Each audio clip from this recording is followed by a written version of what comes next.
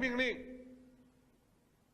全军各级要强化练兵备战鲜明导向，坚定不移把军事训练摆在战略位置，作为中心工作，抓住不放，抓出成效。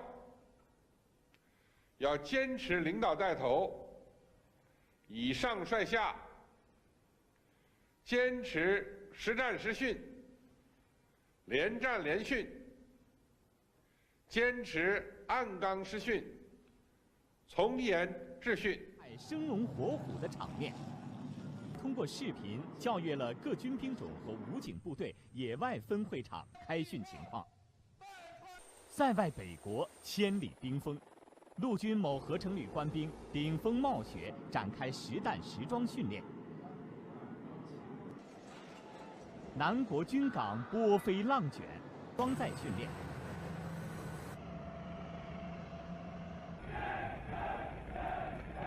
冀中平原。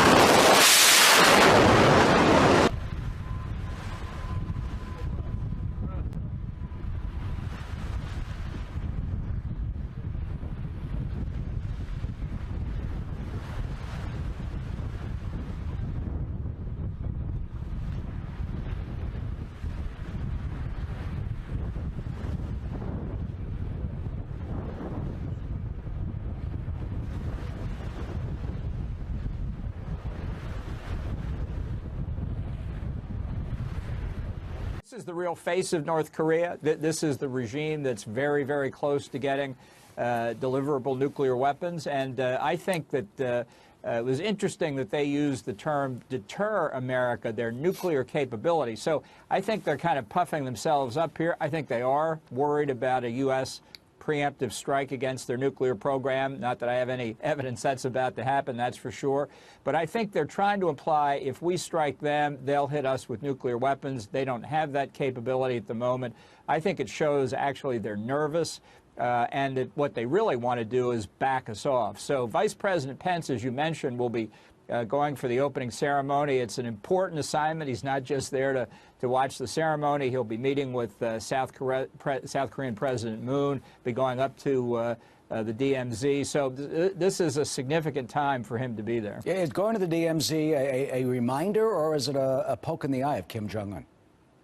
Well, I think it's important that presidents and vice presidents go up there. I think it reaffirms our support for the South Korean alliance. And I think it's a mark that we see through the North Korean propaganda. Maybe other people around the world are oohing and eyeing because the North Korean and South Korean female ice hockey stars are going to play as one team. This whole thing is blue smoke and mirrors. It's an effort to divert our attention from their continuing progress on nuclear weapons and ballistic missiles.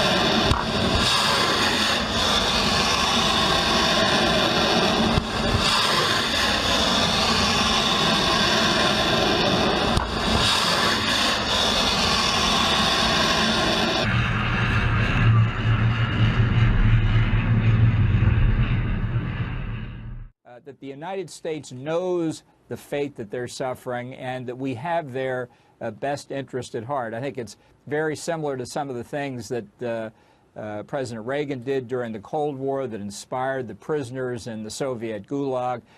So this is really, I think, as well for China to understand how strongly this administration feels about the threat that the North Korean regime poses. And apparently some of the defectors, if they get to China and are captured, they get repatriated back to North Korea. And they get executed publicly, we're told.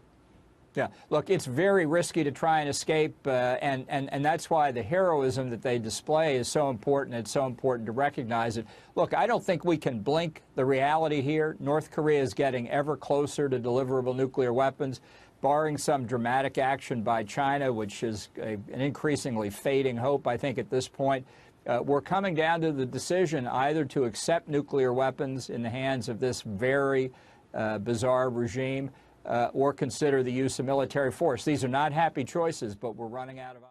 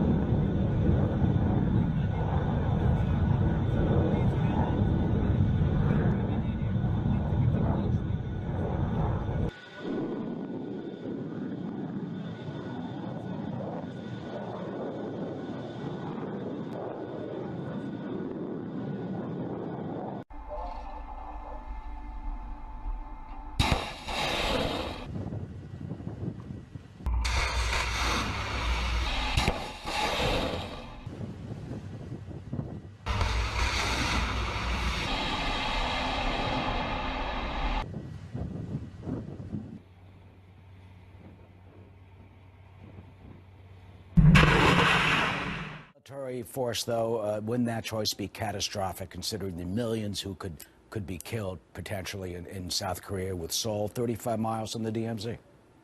Consider the millions of Americans who could be killed by this bizarre regime led by a man who had assassins kill his own half-brother with VX gas in a Malaysian airport. You know, this regime may be rational, but it's rational in its own strange world. And having them with that capability and the ability to sell it to others, I think we're going to have a debate on this. Are we going to accept that, or do we find it unacceptable? Now, I take the word unacceptable to mean we will not accept it. That's the issue we're coming to. You know, you mentioned President Reagan meeting with the dissidents. He met in 1988 with dissidents in Moscow during a visit. And he said this, quote, "I have to believe that the history of this troubled century will indeed be redeemed in the eyes of God and man, and that freedom will truly come to all." And do you believe that potentially one day could include North Korea?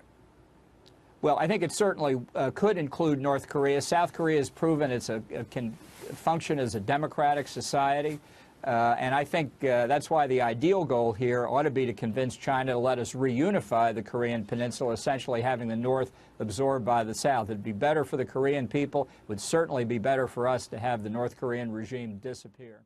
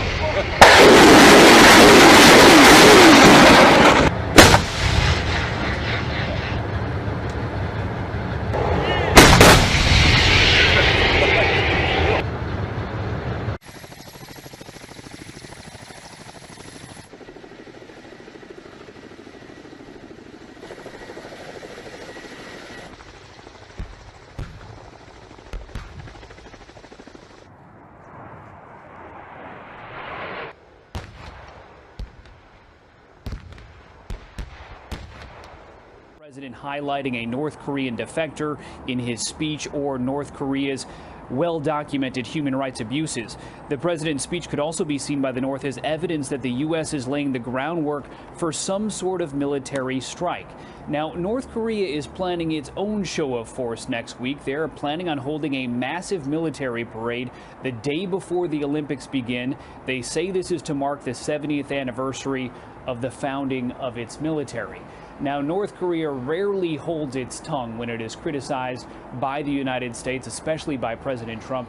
So you can likely expect in the next 24 to 48 hours, we will hear something back from North Korea.